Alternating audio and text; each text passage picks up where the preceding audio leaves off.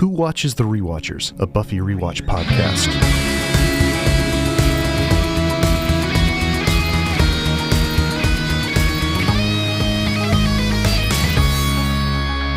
Well, hello, who watches the Rewatchers? I don't know, Alan, but it's me and you today. I'm Jarrod, and with me as always is Alan. How you doing, big guy? I'm doing great, man. Having a lovely cup of coffee in between teaching classes. Nice. I wish I ran out of my coffee. This is the Buffy the Vampire Slayer rewatch podcast. Me and Alan here walking through episodes one at a time. We are in season 2, episode 2. Today, we're going to talk about Some Assembly Required. I think last time, Alan, you noted that we were starting, I think, right after this one to get to some of the good stuff, right? When we start getting Buffy hitting its stride. This one's okay, but the next 6 or 7 episodes are like some of the best Buffy, in my opinion.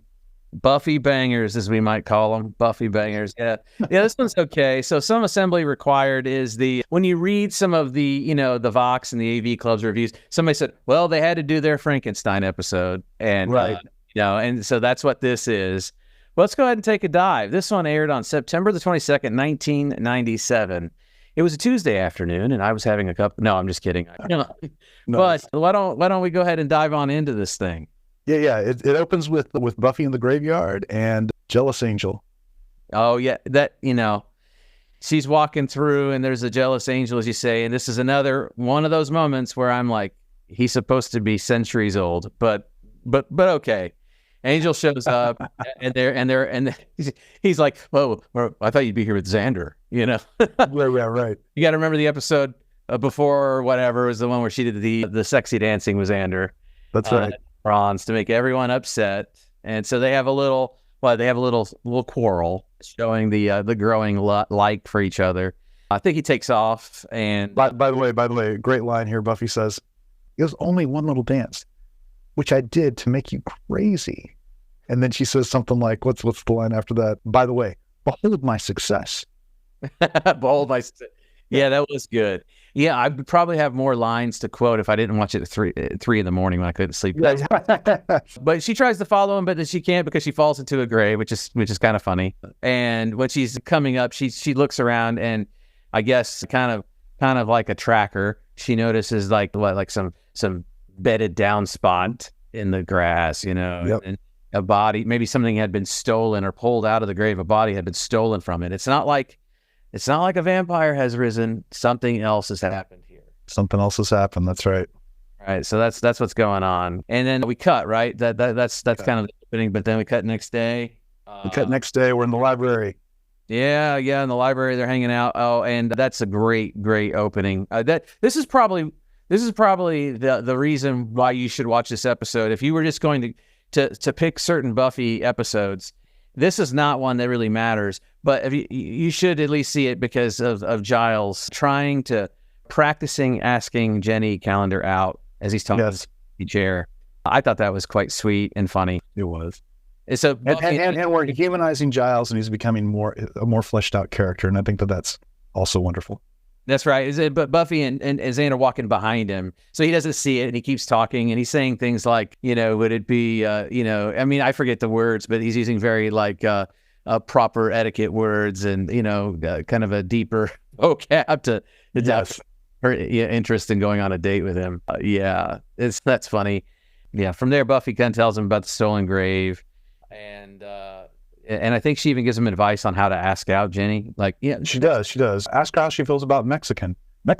That's right. How do you feel about Mexican? Yeah. That's good because it comes back in a bit. But right. Willow's then hanging out like some classroom or something, or in a school, and she's looking to sign up for the science fair. And I always call them red shirts, even though they're not necessarily going to die, but they're the new introduced characters for the episode to fill out the narrative. And there is this, science fair champ. I think his name is Chris, and so she's like, you're the champion, you're gonna win, but what are you doing? And Buffy then comes up, and then there's this like engagement between the science fair nerd and his little toady, who's taking photos, right? I call him a toady. Yeah, right. He's kind of being kind of creepy, taking photos of girls and whatnot. The science fair winner says that the secret to winning the science fair is to make sure that the professor does not understand your experiment. That's exactly because he'll give you higher marks. That's right. That's right. Yeah. So fueling some of the 1990s television fodder for students being so smart. Yeah, exactly. Yeah. I think that perpetuates to current day as someone who teaches. Yeah, perhaps. I bet. Okay, so what happens after that? Where do we cut from there to what's going on? Cordelia walks into the scene for the science fair thing, and we see the toady, as you're calling him, shooting photographs of her. That's right. Yeah, and you know what? In this episode, I mean, I think we're really starting to see Cordelia and Charisma Carpenter. She's really pulling off some good scenes in these last several episodes. They're giving her depth of character. They're giving her some interest. They're layering it on. It's really nice. You're starting to see her kind of develop more. They're letting her change into or develop or grow. Yes. And for the first season, they really needed her static to be a foil for Buffy, but now she's becoming more than that. Yes, very good, very good. Yeah, so I think there's this notion that didn't they know that like a friend or a co-student died in a car accident, and a couple other cheerleaders, and yes, yeah, and Giles is now talking about this potential grave robbing situation in light of these cheerleaders' death, and thinking about maybe a voodoo situation where in voodoo they're trying to create zombies, which I'm interested in how that would play today in our much more politically aware and savvy culture. You know, maybe this doesn't age well to put this. Yeah, I had that thought too. I mean, there are a handful of things about this that occurred to me as I was watching it related to zombies. Number one, I don't know that any of the zombies that we've seen in pop culture in the last 20 years have been voodoo related. Yeah, because I do believe I'm no expert. I mean, actually, I've read a few things. I've watched some documentaries, but my recall is not pulling. I do believe that voodoo has been completely misrepresented in media. So there's just a lot of I mean, I know that. Okay, so there's just a lot of misrepresentation of it. So yeah, I mean, I think that was the old standard trope from like the 1960s and things, or right, like the voodoo. Yeah, they just wanted to create a zombie. But what a zombie is kind of morphed and changed as well. Yeah, precisely. Yeah. Precisely. So, well, Buffy goes, she's going to go check some other graves. I mean, that's a cool thing every high school kid wants to do. Let's go see if there's any other empty graves. There are a couple of great lines here related to Cordelia. I have cheerleading practice tonight. If I had known we were digging up graves, I would have canceled. Yeah, that's right. and then they actually get to the gravesite. And Giles and Xander are digging up the grave while Buffy and Willow are sitting on the edge just chatting. Yes. And Xander's like, okay, I'm gonna say, and they're chatting about boys or whatnot. And he's like, the ladies or the femmes or he is some, Xander cool way of saying the ladies need to help out. And I thought Anthony Stewart Head was great. He's sweaty and he goes, here. And he just effectively pulled that off. Like, I really believed he was out of breath and really digging. Here. That's right. And then Buffy replies something to the effect of, sorry, Xander, I was raised to believe that the men dig the graves and the women have the babies, or something like that. Maybe it was reversed. I don't remember. Yeah, that was good. That's made me smile. Yeah, there's definitely, this season, I feel like the actors are now that they've been through a season of it, I think they have a concept of the timing for the way that the writers are intending for that banter to roll, or maybe the writers have gotten better at it. I don't know which. Well, they probably write to the actors too. But there's some other good banter in this bit, right? Remember, this is when Willow's saying, talking about Angel and stuff. And Willow brings up the sexy dance she did with Xander. Yeah. And she's like, will I ever live that down? She's like, no. No. You're not going to live that down. That's right. But then, Buffy finds out about Cordelia did have a crush. Right. So the Chris, the uber good science fair guy's older brother, Daryl, who's a Sunnydale football player, and she said that he played running something. I don't know. He runs and catches things. Right. Very died in a rock climbing accident. That is something that I remember. And then at that moment, there's the casket. So Buffy's able to open it up and it's empty.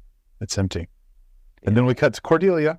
Yes. Leaving cheerleading practice. That's right.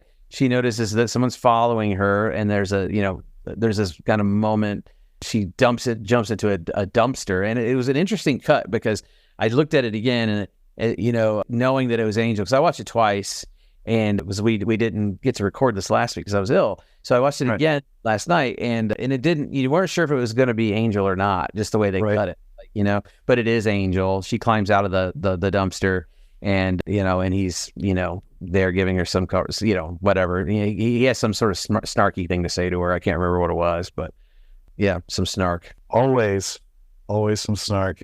And I think that part of this is to set up an Angel with Cordelia motif so that Buffy can be a little bit jealous too. Absolutely. I think we get to. Is this when Giles enters and gives us our theme for the episode? Well, what I remember is that everyone comes back to the library, and when Buffy shows up, Cordelia is already there and hanging on to Angel's arm. Right. So then Angel mentions the accuracy, the incisions, and all this stuff. The scoop, So they're talking, they're setting it up that this is a scientific sort of thing. The cadavers have some missing parts, and it all looks scientific. So you're supposed to start thinking, oh, this is Chris fella that we've been, and that's so. Is Giles in there? Am I missing it somewhere as I'm reading? Yeah, Giles was in there, but I think that he was. I don't know that he's setting up the theme yet. I think that actually happens later in the episode when he does. But what I'm trying to get at is this idea that the theme for the episode has something to do with wanting what we can't have, or reaching for. We desire things that are unattainable, kind of a thing, And so we keep sort of rotating around that. The reason we have the Buffy Angel diatribe at the beginning is to make sure that we're clear that Buffy and Angel, even though they want each other, they really shouldn't have each other because of reasons. And Xander wants Buffy, but he can't have Buffy. Giles wants Jenny, but he can't have Jenny. We have all this stuff going up on to lead up to where we're going. Well, that makes a lot of sense in a Frankenstein-esque story, which is Promethean. I mean, that's the subtitle of, or the modern Prometheus is the subtitle of Frankenstein.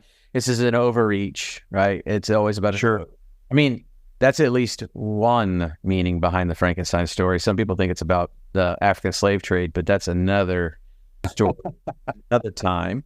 Yeah. So now I think there's at some point we cut, and now we're gonna get a little reveal where we're in Chris's basement and his toady friend are there, and they're working on a body. Exactly. So they have a really cool science experiment. I mean, that's really gonna blow the minds of the teachers, right? Right. Eric, the guy, the toadie's been taking photos of girls, and so he's got Buffy, Willow, and Cordelia, and they're hanging up, and so you realize that he's not just creepy taking pictures of girls, he's also doing something even grosser, and he's shopping. That's a good way to put it. So at this point, they've got the idea that somebody is taking corpses and putting together parts to make, a weird science girl, right? To assemble a girl.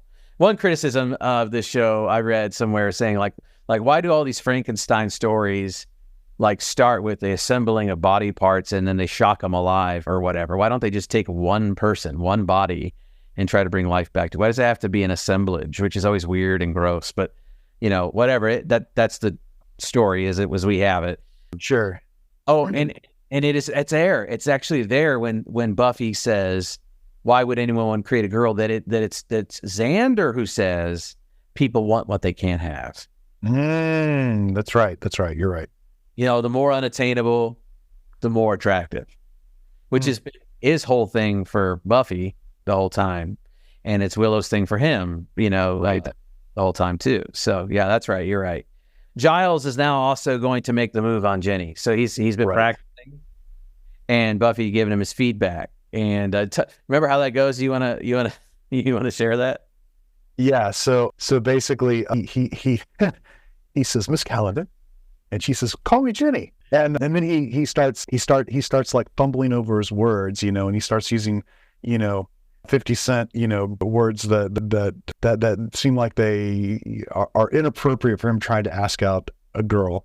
And then when he finally gets around to trying to to get there, she kind of gets away from him, and he's giving himself a hard time, idiot, you know.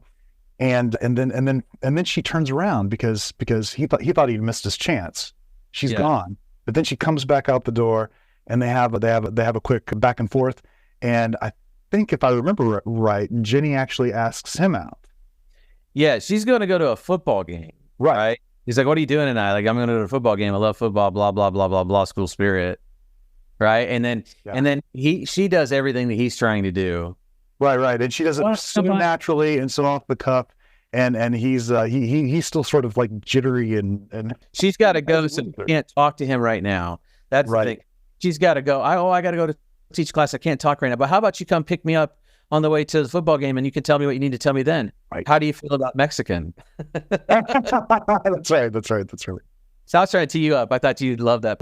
Oh, I loved it. I totally remember that. I'd forgotten the how do you feel about Mexican being connected with the earlier thing. You're exactly right.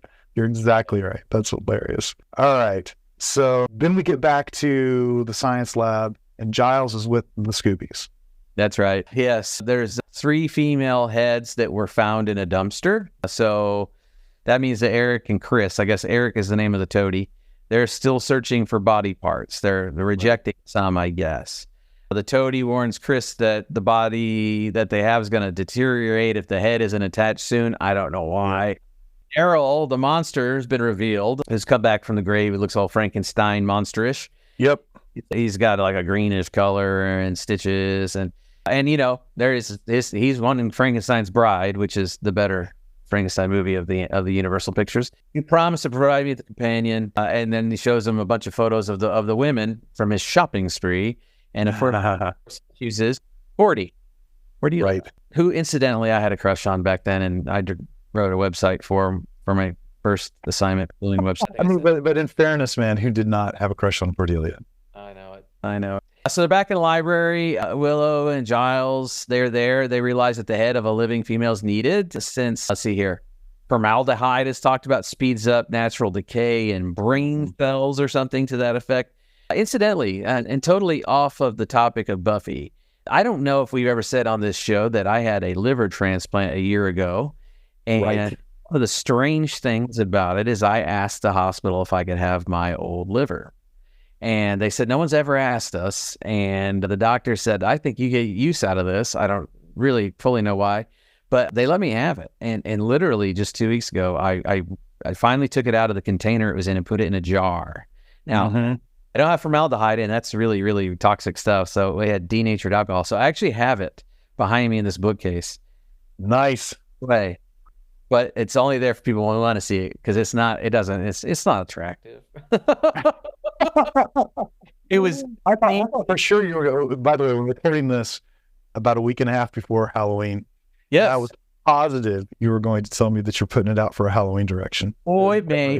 It may. I will have to tell you though that it was deeply existential and challenging to re-jar it. Like I held it. I mean, I was wearing gloves. I looked like a mad scientist. Sure. Yeah, and it was just like it was emotional. So, but it's in there. Maybe one day I'll show you if you're interested. Nice. Yeah, I am interested. I've actually told the story of you having that liver to a handful of people. I just told it to my mother-in-law the other day. She's like, "Why on earth, right?" People think. And I was like, and all I told her was, I'm really hoping he's going to use it as a Halloween decoration, because that is just awesome. Yeah. So someone's like, what was it in? It was like in a container that looked like the sherbet containers from the store that you get sherbet ice cream in. It said biohazard. And that's what was in it. Now it's in a big mason jar. A big, right. Anyway. All right. So, pardon me. All right. We know that Cordelia is going to be the next victim. And I think we're back at a school. Yep. In a locker room. Been a lot of locker room scenes here in the first couple seasons. Cordelia is getting ready for the football game. She is the head cheerleader, I think. And the toady comes in to try to kidnap her. Buffy, of course, is there to fight him off. And then there's quick side note about Cordelia being the head cheerleader. Last year, she was like barely making the team. Right. That's right. Yeah. So I thought that was an interesting bit. Like we sort of, the show glossed over the fact that she's risen through the ranks very quickly. But go on. She probably killed people to get there. But anyway. Wait. Okay, so Buffy shows up, she fights off, and then she confronts Chris, the the kind of the tragic, brilliant science fair kid who has to help his dead brother. Right. I guess we haven't noted at all that the backstory on their family life is that once Daryl, the football star, has died, Yeah. the mom's been basically a catatonic watching highlights of his old football games, smoking. That's right. And Chris is there, and she just basically ignores him. I mean, so, just try to give you some feel for this kid who's mourning his older brother and his mom, who's basically vacant. Yeah, and there's an implication there that Chris, who's like the science geek and science fair winner and super smart or whatever, is totally glossed over by the mother. The only thing the mother cared about was the athlete. Right. There's something tragic there, and sort of it tries to give you a little bit of a backstory about why Chris would be trying to revive his brother. Right, yeah.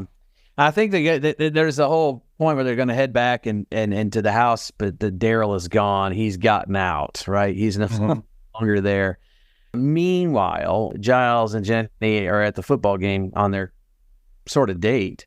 Yeah. And Xander and Willow show up to check in, but I think, as is the case, Xander sees food, popcorn or whatnot, and he just takes it out of Giles' hands and starts munching on it, and they have no idea that they're crashing a date. Sure. And that's really funny and sweet. And at that same... And what's funny about it is that Xander knew Giles was trying to go on a date with her earlier, and now he's oblivious. Yeah, he's pretending to be. Yeah, I just think he is. Yeah, sure. Daryl, meanwhile, is actually under the bleachers, and he's not aware of them, but he's watching Cordelia from the bleachers, just kind of as a creeper. Exactly. And then when she goes to get some water over by the bleachers, he snatches her up and drags her away. So she's Frankenstein's bride, if you will. And if you remember that movie, Frankenstein's bride, the irony is she's created, but once she sees the monster, she has no interest in the monster. She's terrified of the monster. Yeah. Right. So back at the lab, now we're at the lab again, right? Because they're going to have to remove Cordelia's head, I guess. Yes. To attach that to the body of the corpses. Yes. And Daryl is there, and he's eager. He's an eager beaver. And just as a reminder, back in the day, Cordelia had a crush on Daryl. So he unmoves the blindfold that she has, and she starts screaming because of his appearance, just like... Of course. Right. I think Daryl, like in some of the dialogue, talks about how he was basically more popular and ignored her. But now he finds her quite comely. She does have rotting flesh, I guess. This is when Buffy and the brothers show up, and of course there's a fight that happens. It's a very athletic fight for undead monster, and let's see what happens. Like a fire breaks out, right? There's this stuff in the lab, yeah. Yeah, the fire thing is a trope from the Frankenstein movies. Yep, you're scared of fire, but I don't think that was in the book. You just read it recently. No, I didn't read it recently. I read it a while. Well, I don't remember, but yeah, he was afraid of. Definitely in the movie, afraid of fire, and that's how they try to kill him, or they do. Is they take him to that windmill, and there's a fire between. It's actually it's a really incredible scene because it's the monster and Dr. Frankenstein running around the top of this windmill, and it's like who's the monster, right? Right. That's and who saves Cordelia here? That would be Xander, setting it up for the future. That's right. Yeah. And the closing scene of this episode, which we'll get to in a minute. Yeah. Giles and Willow save the Toady Boy. Daryl does get the better of Buffy in some way. He's about to kill her, but his little brother steps in because he's still a human being. He still cares.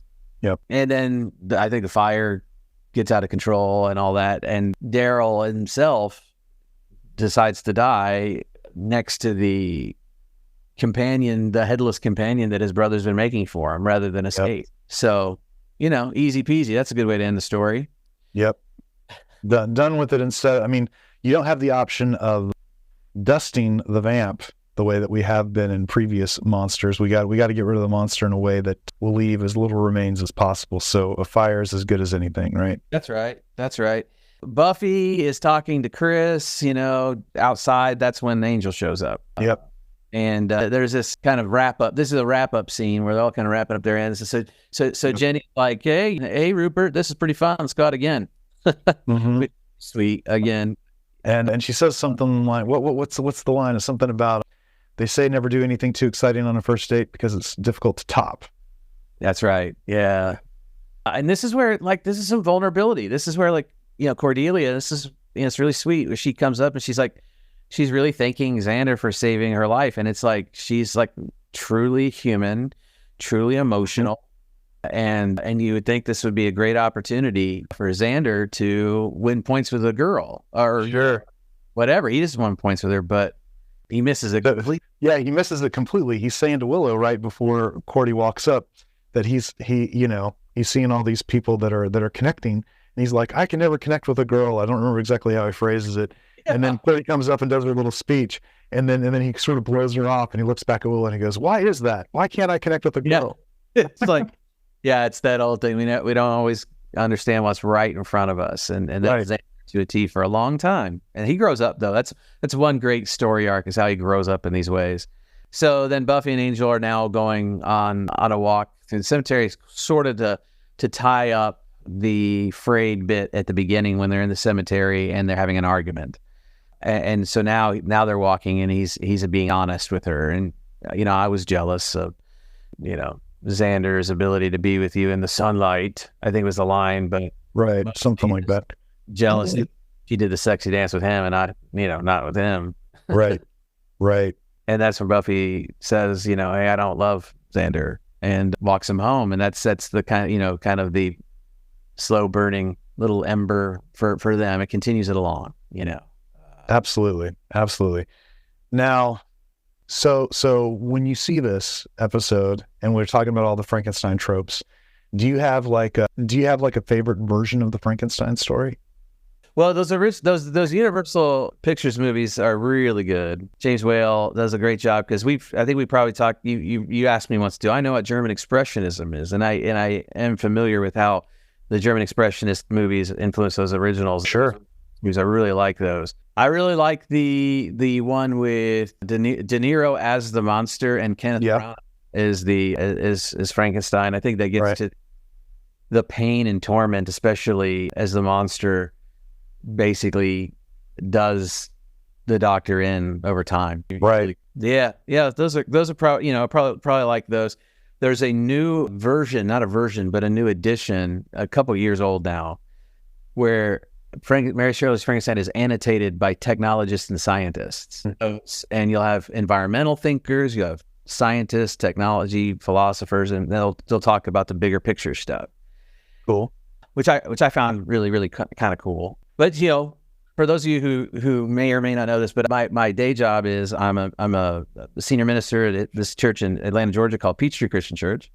And last Sunday, I talked about this very story, Frankenstein, and I paired it to a biblical story called the Tower of Babel, about human overreach, and about how the story Frankenstein is a very modern story, but it has cognates in the ancient world, whether it's Icarus or Prometheus or the alchemist's desire to create homunculuses or homunculi, these different these ways that the human spirit can sort of overreach and try to move forward. And there's this great line by E.F. Schumacher, who wrote a book called The Small is Beautiful. Okay. He calls it the forward stampede of modernity. And what that is that we, in the modern world, the modern imagination, we tend to have this notion that we will just come up with answers to problems really quickly without realizing the consequences that our solutions will create along the way. And we do it without regard to those consequences because we just believe we'll come up with more solutions in the future for the problems we create today. Calls it the forward stampede of modernity, and I think it's really apropos. And a philosopher scientist, Bruno Latour, takes an old philosophical trope and he turns it around. The idea for him is that the modern it's like, let me say this real quickly. The concept of being modern is really interesting because every other historical epoch or era was named after the fact. Da Vinci didn't say, I'm so glad we live in the Renaissance. It was back, we call it the Renaissance. Well, the modern, the first one where they said, "Oh, we're modern now," and modern means right now. That's what it means. And so it was a way to untether us as a culture from the past, from tradition, from authority, from religion, from whatever was the past. And so Thor describes it as someone flying backwards, not knowing where he's going, only knowing what he's running away from. And he's flying backwards. He doesn't see all the catastrophe he's causing along the way until he turns around and notices, right? And so I think the Frankenstein story is beautiful because it really, I mean, it prophetically speaks to that. It does. And, you know, Jurassic Park picks up on the same themes. And we keep telling the same story. We don't ever learn the lesson, though. I mean, we're living in the growth of AI right now. And we have not learned the lessons of science fiction that we've been talking about for years and years and years. And so, you know, who knows? Who knows what we'll do?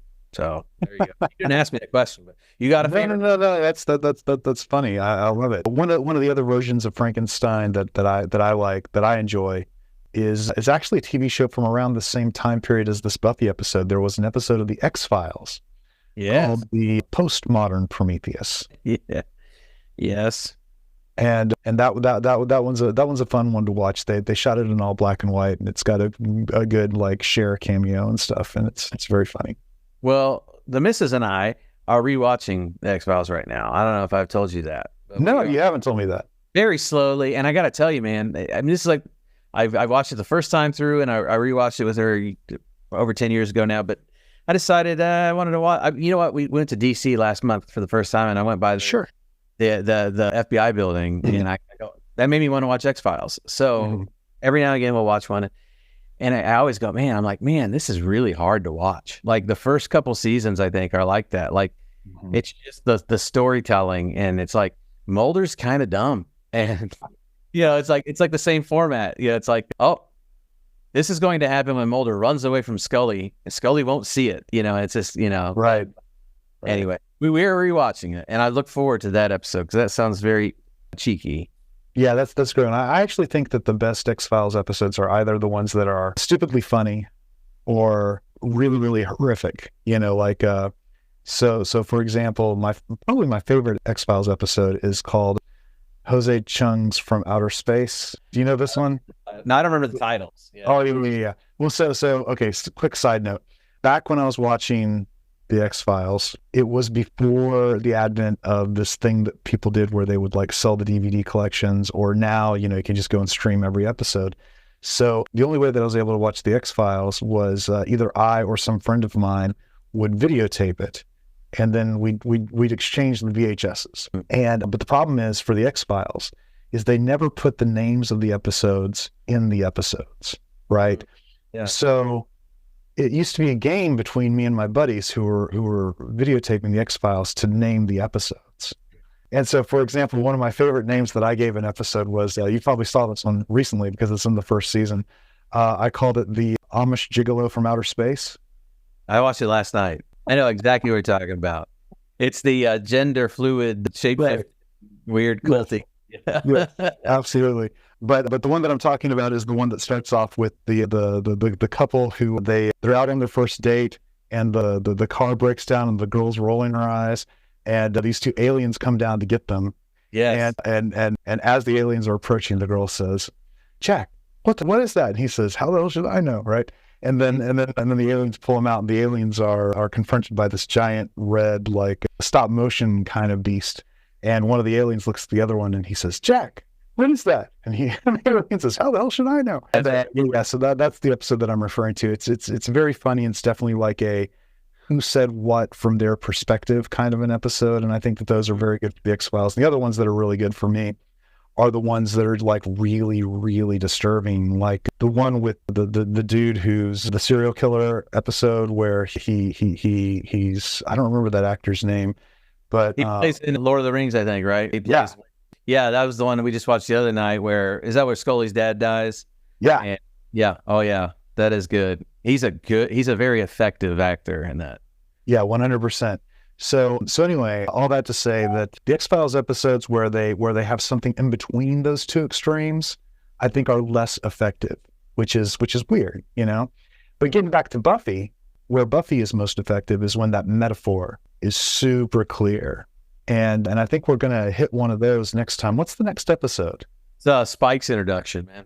Oh, right. School Hard. Yes, right. Hard. It's fun. This is a great character. But yeah, I think from a philosophical, theological perspective that I like to bring to the show, I don't think that I don't think it adds anything, right? So it's just playing on that trope that we talked about. So I think just the general Frankenstein story, but I don't think it adds something or a twist. It's just, I think it's just more of the same. And so I think your point is more meaningful to it, that it is that theme of you want what you can't have kind of thing. Yeah. Well, they're going to get to another Frankenstein full story arc in season 4. Mm-hmm. So we're a long way away from it. But I will tell you that even though that season has some of my favorite episodes of all time, like Hush is in that season, and I can't wait to talk to you about Hush. I have personally talked to a couple of the actors from Buffy, and they all hate that season because they feel like the full arc storyline was not good for them. Well, now I'm curious to hear about. I mean, season 4 they don't like. Yeah. Like specifically Nikki or Nicholas Brendan has told me that he really disliked season 4 because he felt that it was the weakest overall arc in the series. Okay. Which a handful of my friends that I just chat with about different geeky subjects have told me the same thing. But and it is definitely a Frankenstein season, Yeah. And we'll talk about that when we get there. But again, I think that it's got some of the best episodes of the series. But the overall arc of the season is the one that they dislike. Well, that's a tease. That's a big tease for something coming up down the way. That's the first year that they're in college, and that's definitely that's interesting. I haven't thought about it from that perspective. There's some of the very best. Is that where Amends is? Do you remember the episode Amends? I do remember Amends, and I think that it is not in that season because Angel's not in that season. Okay. Yeah, there's some real good ones, though, in that middle bit. Yeah, one of my favorite episodes that is in that season for sure is called Superstar. Yes. I know what you're talking about, man. Yeah. Cool. Okay. All right. Well, is there anything else about this episode that... I feel bad because I feel like we didn't talk too much about this episode itself other than just like describing it. But I do think that it's one of those that is kind of on the nose with its metaphor. And there isn't a whole lot else going on here other than that little bit of character development that we really got out of both the Giles Ginny Calendar relationship, which is really, really important to the rest of the season. And the other bit is the Xander Cordelia relationship, which is really important to the rest of the season. And I think that there's a metaphor for their relationship that is seasonal as opposed to episodic. And as we get further into it, I look forward to talking about that. Awesome. I think you're dead on. So everybody, stick with us. Next time we get to talk about Spike. That's right. Hello. Nice. Awesome. All right. Have a good one, everybody.